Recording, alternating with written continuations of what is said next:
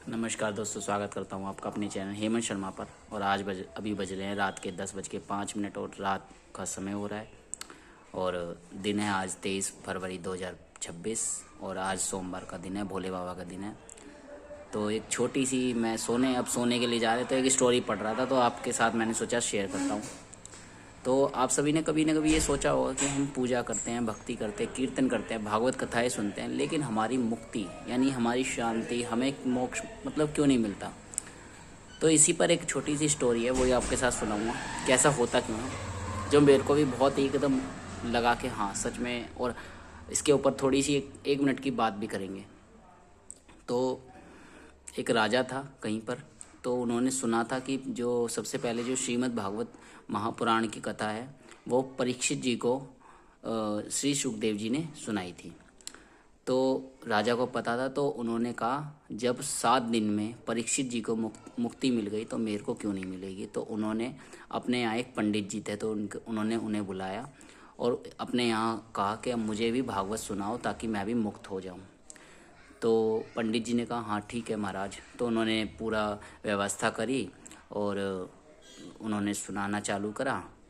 तो 1 दिन, 2 दिन, 3 दिन ऐसे बीतते गए, 7 दिन हो गए और कथा समापन हो गई। लेकिन जैसा कि नॉर्मल था, हमारे साथ भी होता है, हम भी कथा में जाते हैं और सुनते हैं, लेकिन कुछ ऐसा होता नहीं है और हम सुनते हैं वापस आ जाते हैं घर पे। ठीक है, तो ऐसा ही पंडित जी उनके साथ भी हुआ कि भाई मुक्ति मिली नहीं। तो राजा ने पूछा, अरे पंडित जी मुझे तो मुक्ति नहीं मिली, मैं क्या करूं, ये कैसे हुआ, तो इसका मुझे जवाब दो। तो पंडित जी ने कहा मेरे पास तो इसका उत्तर है नहीं, हाँ मेरे गुरु जी दे सकते हैं। कहते जाओ अपने गुरु जी को बुला के लाओ।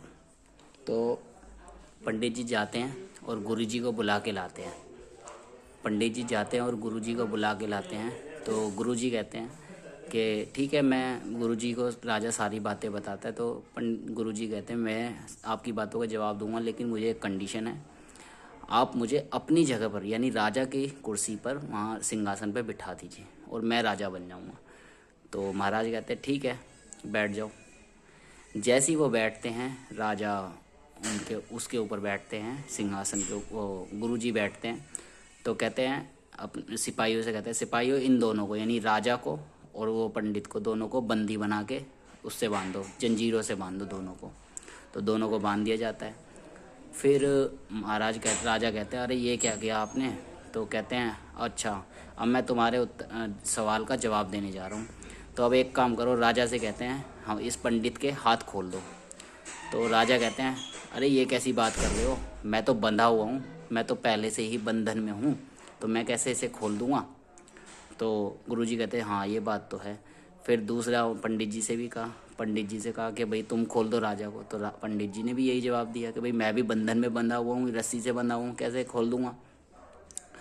तो गुरुजी ने कहा बस राजा जी यही आपके सवाल का जवाब था कि जो इंसान पहले से बंधनों में बंधा हुआ है, जो पहले ही इन जंजीरों में बंधा हुआ है, वो दूसरे के बंधन कैसे खोल सकता है। बंधन यहाँ पर बात आपको समझ आ गई होगी कि बंधन यहाँ पर है सबसे बड़ा माया का, जो इस पूरी ब्रह्मांड में ईश्वर ने अपनी माया फैला रखी है। हर तरीके से माया फैला रखी है, पूरी ये संसार माया ही फैला रखी। तो जो व्यक्ति इस माया से मुक्त ही खुद ही नहीं है, तो वो आप लोगों को कहाँ से मुक्त कर देगा। वो फिर चाहे कोई भी हो सकता है। आजकल आप देख रहे होंगे कि बहुत सारा आडंबर बहुत फैल रहा है, ठीक है, तो जिसमें दिखावा बहुत होता है। तो जो खुद ही मुक्त नहीं है, खुद माया के पीछे घूम रहे हैं जितने भी लोग, जैसे भी आप, मैं किसी का वो नहीं बता रहा, किसी के लिए नहीं कह रहा, लेकिन भाई जो खुद ही माया में लिप्त हैं तो वो दूसरों को मुक्त कहाँ से करेंगे। खुद ही पैसे के पीछे भाग रहे हैं। तो पहले आपको खुद ये देखना, अब आप खुद सोच लेना कि आप किसके पीछे जा रहे हो। सबसे पहले ये सोच लेना कि सामने वाला माया में लिप्त है या मुक्त है। अगर माया में लिप्त है तो आप गलत जा रहे हो, मत पकड़ो। और अगर माया से मुक्त है तो आप उधर जा सकते हो।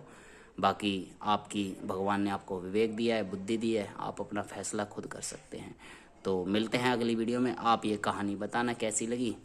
तो मिलते हैं अगली वीडियो में, तब तक आप अपना ध्यान रखें, अपने परिवार का ध्यान रखें। जय श्री राम, वंदे मातरम।